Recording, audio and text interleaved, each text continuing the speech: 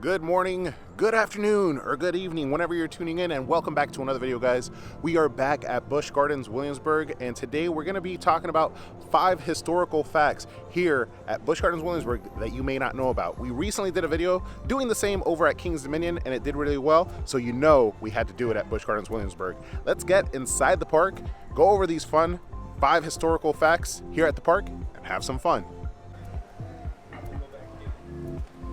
All right, we are in, and it is St. Patty's Day weekend, but we're gonna enjoy some of the St. Patty's Day celebrations, but we're here to talk about the 5 fun facts. So we're gonna start off with number 5 and make our way down to number 1. All right, and at number 5, we have our first little piece of history here at Busch Gardens Williamsburg, and it's that exactly. This park did not open its doors in 1975 with the name Busch Gardens Williamsburg. It actually opened up its doors with the name Busch Gardens the Old Country. It wasn't until 1993 that it changed its name to Busch Gardens Williamsburg, but it didn't remain that way. In 2006, it actually changed its name again to Busch Gardens Europe, and then in 2008, changed its name to the current name that you know today, which is Busch Gardens Williamsburg. And as we take in the sights here, I do gotta say, regardless the name, this is one of the most beautiful parks I've ever been to, and it actually does hold that title for several years. That's a little honorable mention, not part of the list. And as we make our way over to our number 4, I do want to point out the Italy Bridge is still currently closed.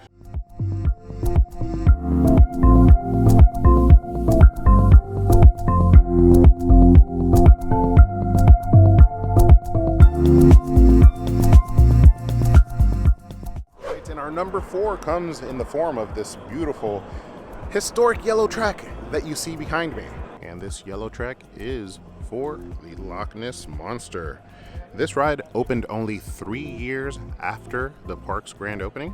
So in 1978, making it the oldest coaster in the park, and roughly winding up at about 45 years old at this point. This coaster also offers one of the coolest landscape accents here at the park as it crosses over the water. It has its double loop, but it also shares space with Alpengeist and Griffin. And as we make our way to our number 3, per usual, we have to pay respects to the beautiful water features here at Busch Gardens Williamsburg. All right, and we pop a squat over by where Clancy is taking pictures with the park goers. We grabbed ourselves a green beer and some chips over at Grogan to talk about our number 3. And our number 3 is going into the fact that Ireland is the newest country that was added to Busch Gardens Williamsburg. It actually is not original. It was rethemed and an amazing addition. And like I said, Ireland is the most recent addition to the countries around the park.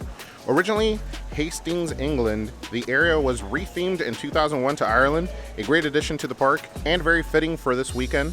Like today, we have St. Patty's Day celebration. All right, and we take a quick seat over by the wine bar. As you see, we just exited Ireland. And for those who don't know, all the wolf enclosures and all the different animals like Lorkeet, Glen, and all that fun stuff is actually part of Ireland. Most people would assume that that is maybe part of France, but it actually is part of Ireland. So super cool. Ireland is not just that small area that you see in the front that has Finnegan Flyer and a closed ride.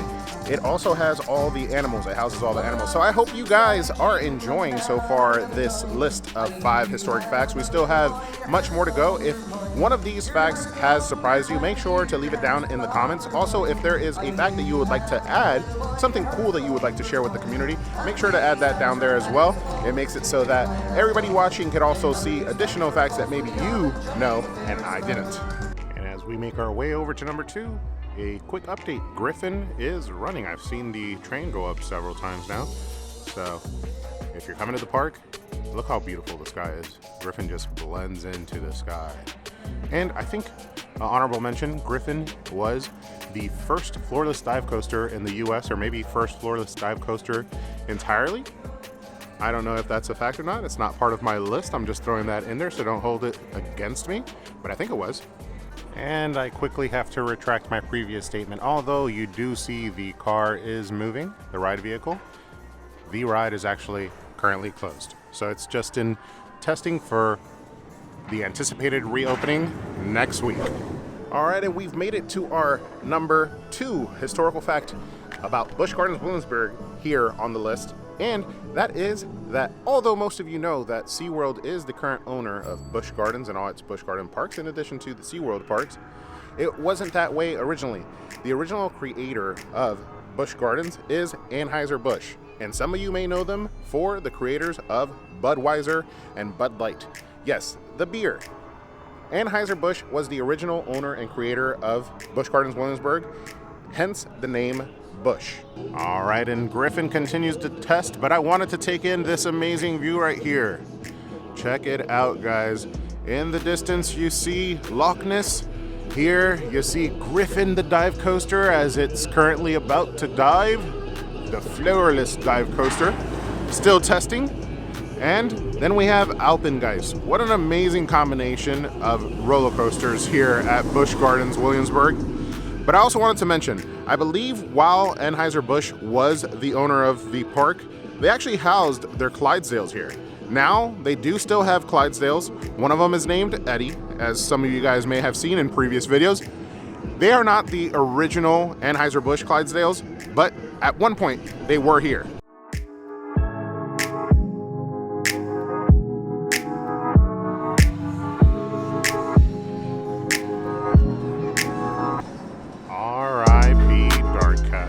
And alrighty guys, we stop at our number 1 historical fact of Busch Gardens Williamsburg, and we stop in front of the Dark Castle building.